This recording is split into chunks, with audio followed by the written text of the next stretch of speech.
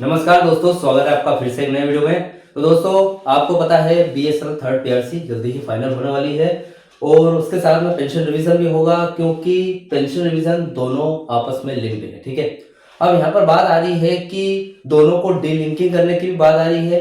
अब जो पेंशनर्स है, जैसे कि जो बीएसएनएल पेंशनर्स है जिनको डोट से पेंशन मिलती है, तो उनको ये बात तो पता है कि यहाँ पर थर्ड पीआरसी लागू होगी तो भी उनको फायदा है, और यहाँ से अगर जो डोट उनको पेंशन दे दी, यानी कि जो सरकार है, उनसे भी उनको पूरा पूरा फायदा मिलेगा। क्योंकि अगर जो जो पेंशन रिवीजन है और जो पे रिवीजन दोनों अगर डीलिंक होता है तो उनको पूरा पूरा फायदा मिलेगा। ठीक है, तो फिलहाल आज इस वीडियो में आपको बताने वाला हूँ कि 25 दिसंबर 2025 की एक लेटेस्ट अपडेट निकल कर आई है, जहां पर बीएसएनएल थर्ड पीआरसी की जो फाइल है, बीएसएनएल थर्ड पीआरसी की जो फाइल है वो फिलहाल कहाँ है, कहाँ उसकी स्थिति है।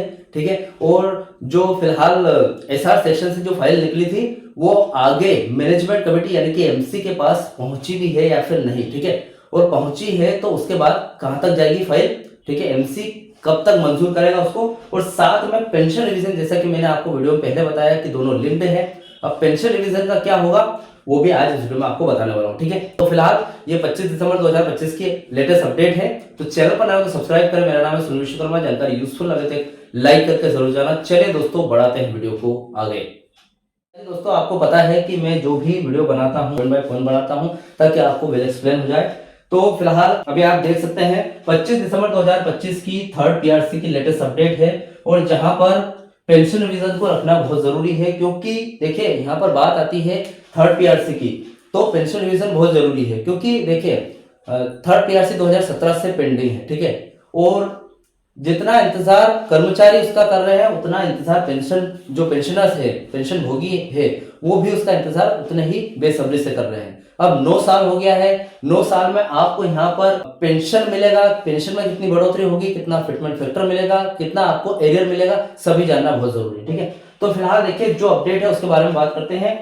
तो पहला पॉइंट रहने वाला है यहाँ पर जो थर्ड पीआरसी की फाइल है आगे बढ़ी है या नहीं। अगर आगे बढ़ी है तो फिलहाल मैनेजमेंट के पास है, या फिर बोर्ड ऑफ डायरेक्टर के पास पहुंच गई है, या फिर डोट के पास है, यानी कि डिपार्टमेंट ऑफ टेलीकम्युनिकेशन। ठीक है, तो ये जानना बहुत जरूरी है। ठीक है, क्योंकि फाइल 16 दिसंबर 2025 को आगे बढ़ी थी, लेकिन उसका अभी कुछ अपडेट नहीं है। ठीक है, तो आज इस वीडियो में जानेंगे कि फाइल फिलहाल कहाँ है, क्या है उसकी स्थिति। और यहाँ पर सेकंड पॉइंट है पेंशन रिवीजन कब लागू होगा, ये जानना बहुत ही ज्यादा जरूरी, क्योंकि पेंशन रिवीजन क्या है, पे रिवीजन से फिलहाल लिंक्ड है। ठीक है, और यहाँ पर बात आती है कि पेंशन रिवीजन में कितना समय लग सकता है। ठीक है, देखिए थर्ड पीआरसी लागू होने में, मैंने इसके पहले वीडियो में चर्चा की थी आपसे कि थर्ड पीआरसी अगर लागू होती है तो समथिंग 7 से 8 महीने का समय लगेगा। जैसे कि अगस्त 15 से लेकर 26 अगस्त के बीच में हमने कैलकुलेशन करके मैंने आपको बताया था कि इतना टाइम लग सकता है। ठीक है, लेकिन बात आती है कि पेंशन रिवीजन कब तक लागू होगा। पे रिवीजन जैसे लागू हुआ उसके बाद ठीक बात, या फिर सरकार आदेश देगी 2026 है या फिर 2027, कितना समय लग सकता है वो हम थोड़ा सा उसको भी उसके बारे में जानकारी दूंगा। ठीक है, उसके बाद यहाँ पर तीसरा पॉइंट आता है कितना समय लगेगा दोनों में। ठीक है, यानी कि थर्ड पीआरसी और पेंशन रिवीजन में अब दोनों आपस में लिंक्ड है, तो यहाँ पर जो थर्ड पीआरसी है उसमें तो 7 महीने का समय लग रहा है, लेकिन जैसा कि मैंने इसके पहले वाले वीडियो में बताया था आपको, लेकिन पेंशन रिवीजन है। ठीक है, पेंशन रिवीजन, क्योंकि पेंशनर्स का जो पेंशन रिवीजन है वो आपको पेंशन है वो सरकार मतलब डोट से सरकार से आपको पेंशन आती है, लेकिन जो सैलरी है बीएसएनएल कर्मचारियों की सैलरी है वो सैलरी वो डायरेक्ट देती है। ठीक है, तो यहाँ पर समय का प्रोसेस उसी पर डिपेंड करेगा, जैसे कि जो थर्ड पीआरसी लागू होगी तभी, या फिर डोट जैसे कि जो केंद्रीय कर्मचारी सेंट्रल गवर्नमेंट एम्प्लॉइज को जो 7 सीपीसी के अनुसार जो पेंशन मिलती है उसके हिसाब से रिवाइज होगा, या फिर यहाँ पर थर्ड पीआरसी फाइनल होगी उसके हिसाब से। तो उसके समय का भी यहाँ पर देखेंगे कि कितना समय लग सकता है उसके हिसाब से। ठीक है, फिलहाल चौथा पॉइंट है एरर का क्या होगा। जैसे कि आपको पता है 9 साल का समय हो गया है। ठीक है, मतलब 2017 से लेकर 2025 तक, यानी कि इफेक्टिव डेट 2017 थी थर्ड पीआरसी फाइनल होने की, तो इसमें इंतजार दोनों ही कर रहे हैं। थर्ड पीआरसी यानी कि बीएसएनएल कर्मचारी और पेंशनर्स वो भी एरियर का इंतजार कर रहे हैं, क्योंकि एरियर एक ऐसी राशि है, एक ऐसा पेमेंट है जो आपको 9 साल तक जो थर्ड पीआरसी लागू नहीं हुई है उसका अगर आपको बकाया यानी कि एरियर मिल जाता है तो आपको बहुत ही ज्यादा फायदा होने वाला है। एक मुश्त लमसम पेमेंट मिलेगा आपके बहुत सारे से शुरू से आपने देखे होंगे, ऐसे सपने होंगे कि यार एक मुश्त अगर पेमेंट मिलता है तो हम ये कर लेंगे वो कर लेंगे, ठीक है। तो वो डिपेंड करता है सरकार पर, अगर सरकार मंजूर करती है तो ठीक है। तो फिलहाल ये 4 पॉइंट मैं आपको वीडियो के मैं अपडेट में बताने वाला हूं। तो फिलहाल बीएसएनएल थर्ड पीआरसी और पेंशन रिवीजन को लेकर बहुत ही जबरदस्त माहौल बना हुआ है। और फिलहाल जो 15 दिसंबर 2025 की और 15 से 16 दिसंबर के बीच में जो मीटिंग हुई थी उसमें कुछ खबरें निकल कर आई है, उससे रिलेटेड है। देखिए पहला पॉइंट, जैसा कि मैंने आपको बताया, थर्ड पीआरसी की फाइल कहां तक है, मौजूदा सफर क्या है फाइल का, वो देख लेते हैं। देखिए फिलहाल थर्ड पीआरसी की फाइल ऐसा सेक्शन में है, जैसे कि मैंने आपको वीडियो में बताया, मैनेजमेंट कमिटी टेबल तक पहुंच चुकी है, ठीक है। अब ताजा अपडेट यह है कि 15 दिसंबर की मीटिंग में मैनेजमेंट ने यह स्वीकार कर लिया था कि बीएसएनएल अब मुनाफे में है, यानी कि ऑपरेशनल प्रॉफिट में है, ठीक है। अब इसलिए अफोर्डेबिलिटी क्लोज, यानी कि जो मुनाफे की शर्त जो इतने टाइम से रुकावट बनी हुई है, उसका बहाना नहीं चलेगा, ठीक है। तो मतलब यह है कि अफोर्डेबिलिटी क्लोज जो काफी टाइम से थर्ड पीआरसी को रोके रखा है, अब क्या है कि थर्ड पीआरसी की फाइल आगे बढ़ गई है एसआर सेक्शन से। अब देखते हैं मैनेजमेंट कमेटी मंजूर करता है नहीं, क्योंकि अभी तक अनाउंसमेंट नहीं हुई है कि थर्ड पीआरसी की फाइल मैनेजमेंट कमेटी ने मंजूर कर दी है। तो देखते हैं जो भी अनाउंसमेंट होगा। तो फिलहाल देखिए अफोर्डेबिलिटी क्लोज हट गया है तो 100% मंजूर हो सकता है, क्योंकि जो शर्त थी वो बहुत ही ज्यादा बड़ी शर्त थी, ठीक है। और एक एरियर का बहाना भी ले रही थी सरकार, लेकिन फिर भी वो क्लियर हो जाएगा, कोई दिक्कत वाली बात नहीं है अभी। देखिए अब नेक्स्ट स्टेप की बात करें, यानी कि अगले पड़ाव की, कि अगला पड़ाव क्या होगा। देखिए एमसी की मंजूरी के बाद ये फाइल बीएसएनएल बोर्ड के पास जाएगी, यानी कि बोर्ड ऑफ डायरेक्टर के पास, जहां पर मैनेजमेंट कमेटी बैठती है, ठीक है। जनवरी 2026 के पहले हफ्ते में ये उम्मीद की जा सकती है, संभावित है, ठीक है। मतलब यानी कि अगर फाइल जो एमसी मैनेजमेंट कमेटी अगर मंजूरी देती है उसको, तो दिसंबर में दे सकती है या फिर जनवरी के फर्स्ट में दे सकती है, ठीक है। अगर दिसंबर में मंजूरी दे देती है तो ये फाइल मतलब बोर्ड ऑफ डायरेक्टर में जो मंजूर होने के लिए जाएगी, तो वहां पर इसका फैसला समथिंग एक हफ्ते में हो जाएगा, यानी कि जनवरी में पहले या फिर दूसरे हफ्ते में हो ही जाएगा, ठीक है। और जैसा कि मैंने आपको 6 से 7 महीनों का जो समय बताया है, उसके हिसाब से अभी फिलहाल ठीक चल रही है फाइल की स्थिति, ठीक है।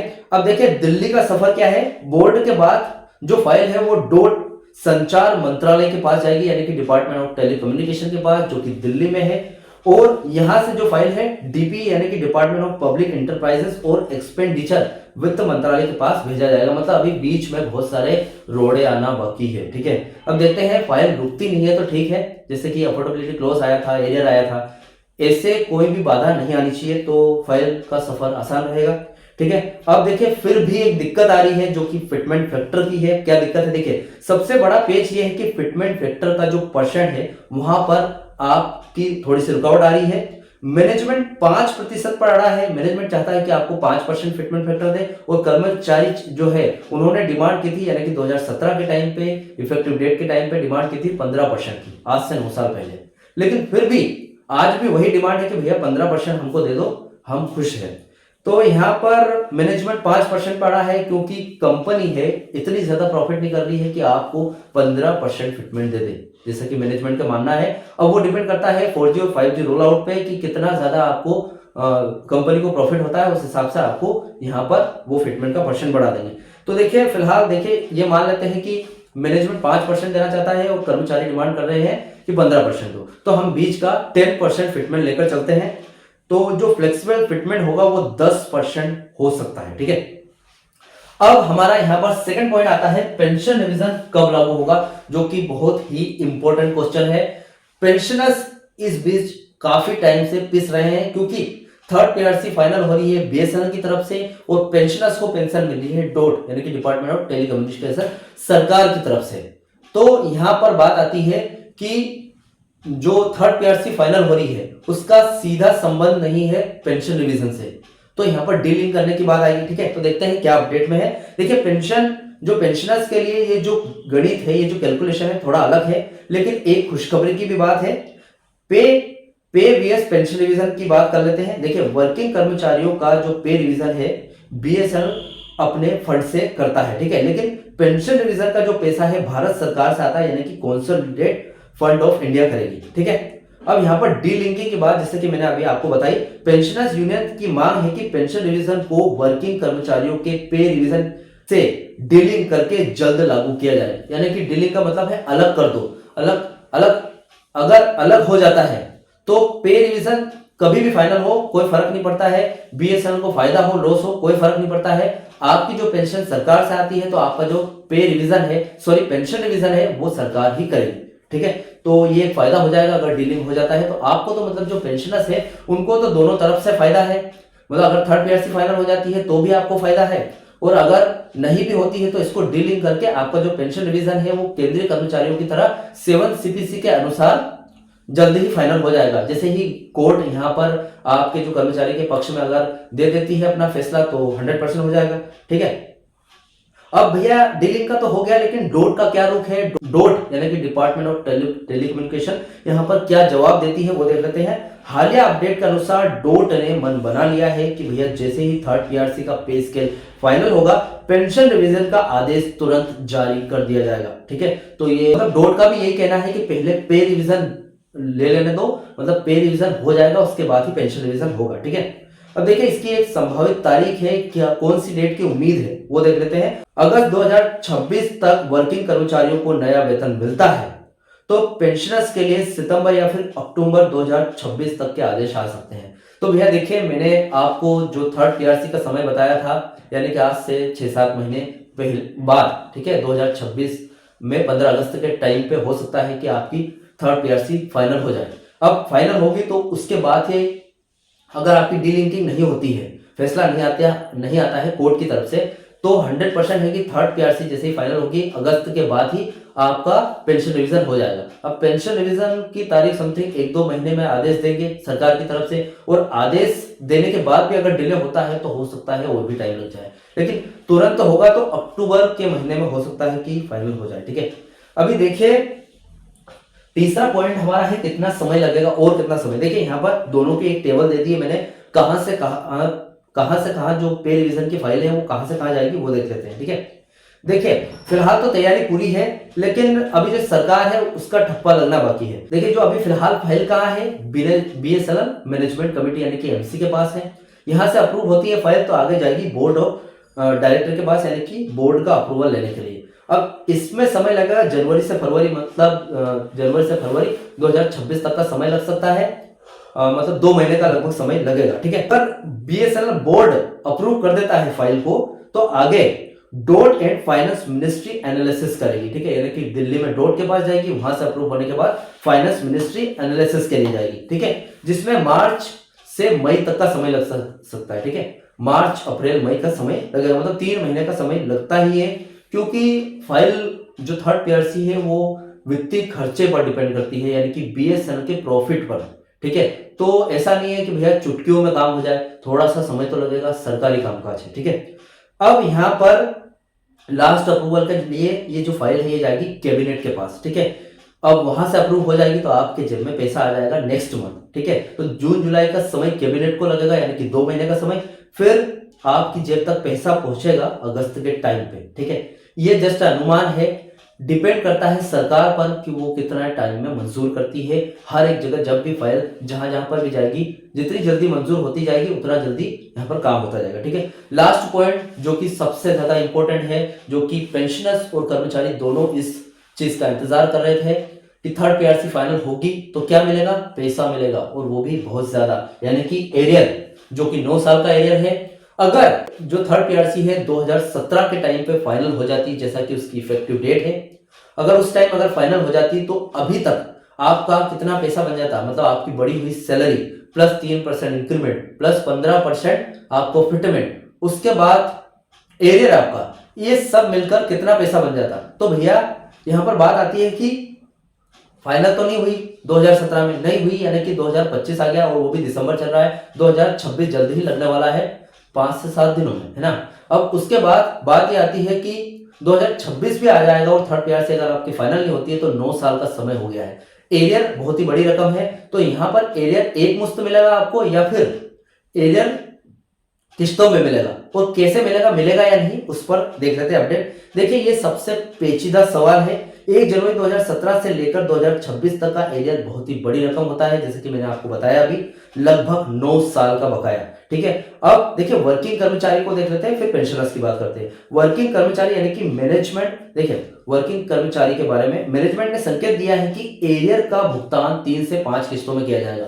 अब भैया देखिए ये तो कंफर्म है कि एरियर का भुगतान कर रहे हैं तो करेंगे, 100% करेंगे। अब करेंगे तो ये आपको एक मुश्त नहीं मिलेगा। अब क्यों नहीं मिलेगा कर्मचारियों को? क्योंकि कर्मचारियों की जो सैलरी है वो पेंशनर्स से कहीं ज्यादा होती है। ठीक है, मतलब सैलरी का मतलब ये है कि किसी की 20,000 30,000 और किसी के जो बड़े एग्जीक्यूटिव एम्प्लॉइज है, बड़े अधिकारी जो मैनेजमेंट बोर्ड में बैठते हैं, उनकी 50,000 60,000 सैलरी है। ठीक है, अगर वो थर्ड पीआरसी लागू होने के बाद की बात करें, क्योंकि एरियर आपको बाद में मिलेगा, तो बाद में मिलेगा तो थर्ड पीआरसी फाइनल होने के बाद वो जो 50,000 सैलरी वो 1 लाख 1.5 लाख पे पहुंच जाएगी। और उसका अगर आपको एरियर मिला 9 साल का, तो वो समथिंग 10 लाख 20 लाख 25 लाख हो सकता है। तो कर्मचारी की जो सैलरी पर डिपेंड करता है कि एरियर कितना मिलेगा। दोस्तों देखिए ऐसा है कि लाइट का इश्यू है थोड़ा, तो देखिए दोस्तों यहाँ पर कर्मचारियों की बात करें तो कर्मचारियों का जो पैसा है वो एक मुश्त नहीं मिलेगा आपको, क्योंकि कंपनी के पास इतना प्रॉफिट नहीं है कि वो एक मुश्त इतनी ज्यादा पेमेंट आपको कर दे। ठीक है, अब यहाँ पर बात आती है पेंशनर्स की। ठीक है, तो देखिए जो कर्मचारियों का जो आपको एक मुश्त तो नहीं मिलेगा, लेकिन 5 से 7 किस्तों में किस्त करके आपको मिल जाएगा वो पैसा। ठीक है, लेकिन एरियर जरूर मिलेगा। अब यहाँ पर बात करते हैं पेंशनर्स की। अब क्योंकि पेंशन का जो पैसा है वो सरकार देती है, इसलिए पेंशन को एरियर, जो पेंशन का एरियर है वो एक मुश्त मिलने की उम्मीद है कुछ हद तक, और नहीं तो आपको जो पेंशन है उनको जो आपका एरियर है वो 2 किस्तों में तो मिल ही जाएगा। ठीक है, तो फिलहाल एरियर मिलने की पूरी संभावना है, क्योंकि थर्ड पीआरसी फाइनल होगी तो ये जो 9 साल का गैप है ये आपको कोई गैप तो रहेगा नहीं, इसका कुछ तो पैसा मिलेगा, तो 100% एरियर मिलने की पूरी संभावना है। अब देखते हैं, सरकार पर डिपेंड करता है कि क्या वो मंजूर करती है। ठीक है, देखिए कुल मिलाकर बात ये आती है कि दिसंबर 2025 की स्थिति फिलहाल बीएसएनएल के पास अब बजट की कोई कमी नहीं है। कमी तो है लेकिन इतनी कमी नहीं है। ठीक है, कहा जाए तो अभी फिलहाल प्रॉफिट में है, जैसे कि अभी 4G सेवा चल रही है बीएसएनएल की, पूरे पेन इंडिया में यहाँ पर अभी नहीं प्रोवाइड करवा पाई है बीएसएनएल, लेकिन जल्द ही 5G भी लॉन्च करेगी, इससे कस्टमर बढ़ेंगे, प्रॉफिट भी बढ़ेगा, तो हो सकता है कर्मचारियों की जो थर्ड पीआरसी वो जल्दी फाइनल हो जाए। ठीक है, अब केवल पॉलिसी की डिसीजन बाकी है। ठीक है, और फाइल अब स्पीड पकड़ चुकी है, क्योंकि 2026 के मध्य में कुछ राज्यों के चुनाव भी आ रहे हैं, तो इससे दबाव पड़ सकता है।